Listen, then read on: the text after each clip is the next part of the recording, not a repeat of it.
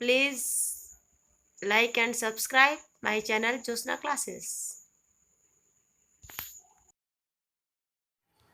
Hello students, आज मैं आपको लाभ का अनिश्चितता वहन सिद्धांत पढ़ाऊंगी।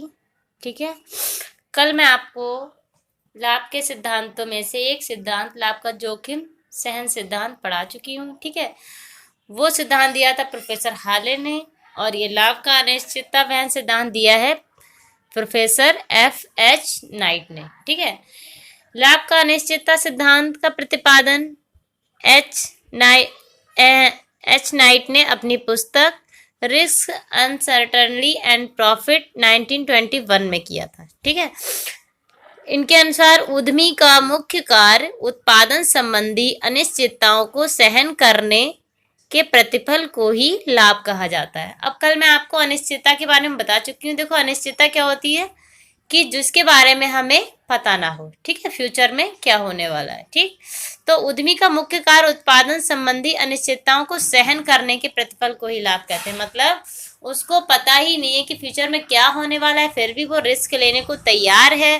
ठीक है, मतलब वह अपना कार्य कर रहा है, उद्यम कर रहा है, कोई क्या कहते हैं अपना उद्योग चला रहा है, और उसके बदले में उसको जो प्रतिफल प्राप्त होगा, जो क्या कहते हैं उसने जो अनिश्चितताओं को सहन किया है, ठीक है, उतार चढ़ाव को सहन किया है, उसको क्या कहेंगे हम? लाभ कहा जाएगा। ठीक है, कल जो मैंने सिद्धांत बताया था उसमें उन्होंने क्या कहा था? लाभ साहसी द्वारा जोखिम उठाने तथा उसके उत्तरदायित्व का पुरस्कार है। वहां जोखिम आ रहा था हर चीज में। ठीक है, और इस सिद्धांत में क्या आएगा? अनिश्चितताएं। ठीक है, क्योंकि इसका नाम क्या है? लाभ का अनिश्चितता वहन सिद्धांत। ठीक है, तो देखो, जोखिम जो होते हैं वो दो प्रकार के होते हैं। ठीक है, इसीलिए इस सिद्धांत इसी पे डिपेंड है। जो भी जोखिम होते हैं उनके प्रकार, यानी एक निश्चित जोखिम होता है और एक अनिश्चित जोखिम। तो निश्चित जोखिम को हम ये भी कह सकते हैं कि बीमा योग्य जोखिम। ठीक है, निश्चित जोखिम का नाम क्या हो सकता है? बीमा योग्य जोखिम भी हो सकता है। ज्ञात या निश्चित जोखिम वे हैं जिनका अनुमान हम पहले से लगा सकते हैं।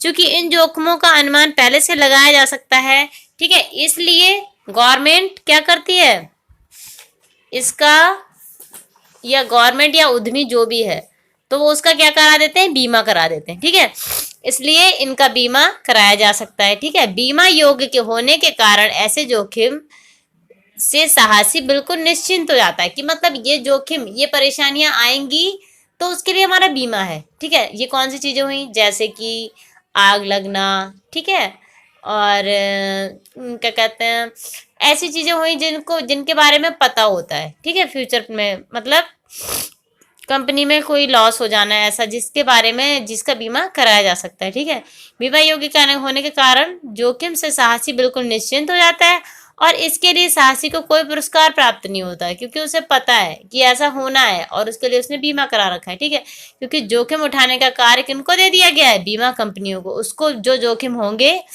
तो वो क्या करेगा? अगर जो भी जोखिम उसको आएंगे तो उनका भार कौन उठाएगा? कंपनी, ना कि वो स्वयं, क्योंकि उसने बीमा करा रखा है। ठीक है, ना कि साहसियों ने। बीमा का प्रीमियम उत्पादन लागत में जोड़ दिया जाता है।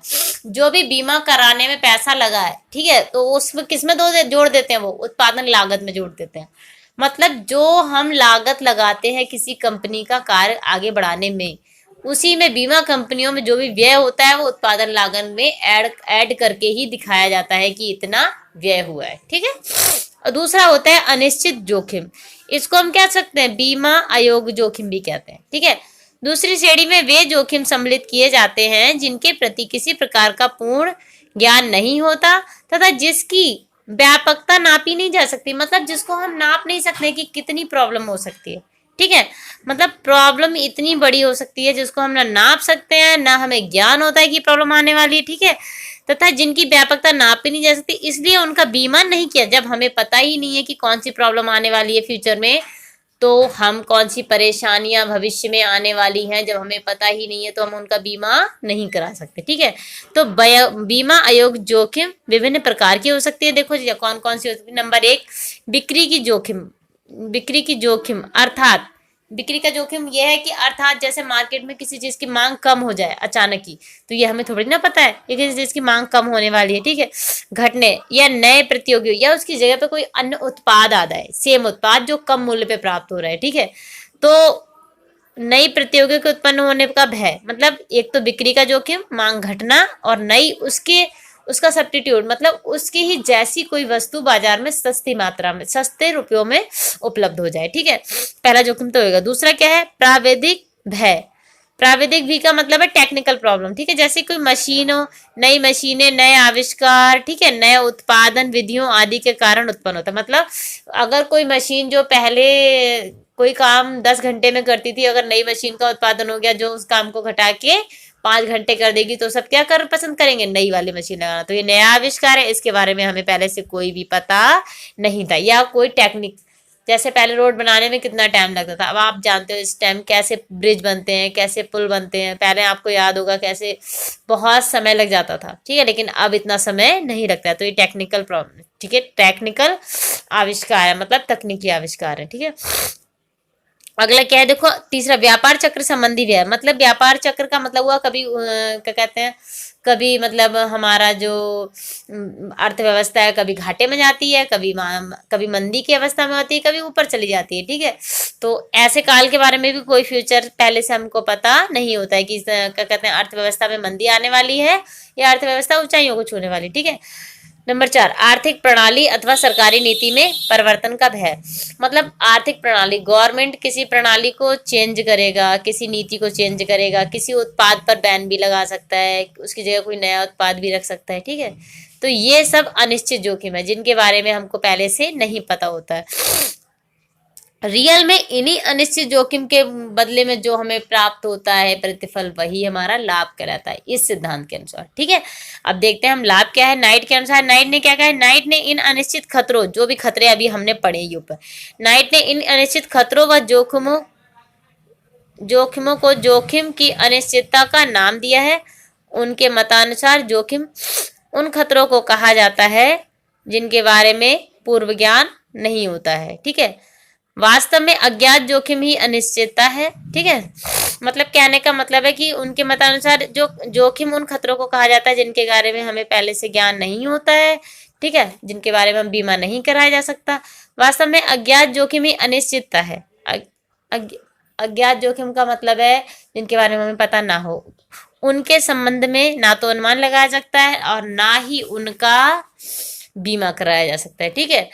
साहसी को भी लाभ इन्हीं अनिश्चितताओं को उठाने पे मिलता है। मतलब इन अनिश्चितताओं को उठाए अगर कोई साहसी, जिसके बारे में सोच के अगर अपना कार्य स्टार्ट करता है, प्रारंभ करता है कोई पूंजी लगा के, तब उसे अगर उस सिचुएशन में भी उसको लाभ प्राप्त होता है, तब वह कहलाएगा, मतलब प्रतिफल प्राप्त होगा तब वह लाभ कहलाएगा, ठीक है।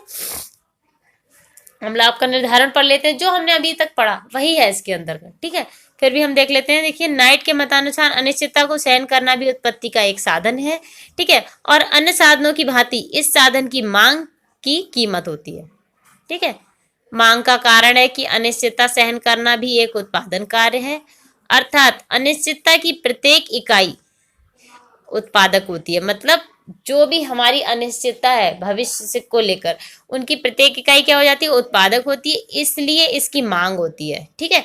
इसलिए उसकी मांग मार्केट में बढ़ती जाती है। जो भी मतलब आप समाज में कह सकते हो, अनिश्चितता सहन की पूर्ति कीमत अर्थात न्यूनतम सीमा भी होती है, उसकी न्यूनतम सीमा भी होगी एक मिनिमम, इससे ज्यादा अनिश्चितता नहीं होगी, क्योंकि जब तक निश्चित लाभ की आशा नहीं होगी कोई भी व्यक्ति अनिश्चितता उठाने के लिए तत्पर नहीं होगा। मतलब अनिश्चितता की भी एक निम्न सीमा है कि इससे ज्यादा लॉस या अनिश्चितता नहीं होगी, ठीक है, इससे कम ही रहेगी।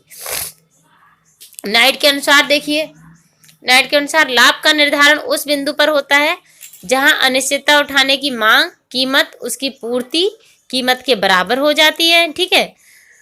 ये उनकी डेफिनेशन के अनुसार है। प्रोफेसर गोल्डिंग के अनुसार इस सिद्धांत का समर्थन करते हुए कहा है कि लाभ वास्तव में व्यवसाय के स्वामित्व की कठिनाइयां तथा अनिश्चितताओं को उठाने के फलस्वरूप ही प्राप्त होता है। ठीक है, कैसे प्राप्त होता है? वास्तव में व्यवसाय की स्वामित्व की कठिनाइयां, मतलब उसका जो स्वामी है उसकी जो कठिनाइयां प्राप्त हो रही है, तथा अनिश्चितताएं जो भी भविष्य में होने वाले उतार चढ़ाव उनको उठाने के फलस्वरूप ही प्राप्त होता है। अंत में जो प्राप्त होता है वही क्या कहलाता है? लाभ। ठीक है, ये तो थे सिद्धांत की आलोचनाएं।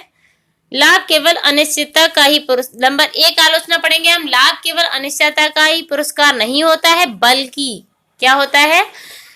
साहसी की व्यावसायिक योग्यता का परितोषण होता है। ठीक है, नंबर क्या कहते हैं, अगला पढ़ेंगे।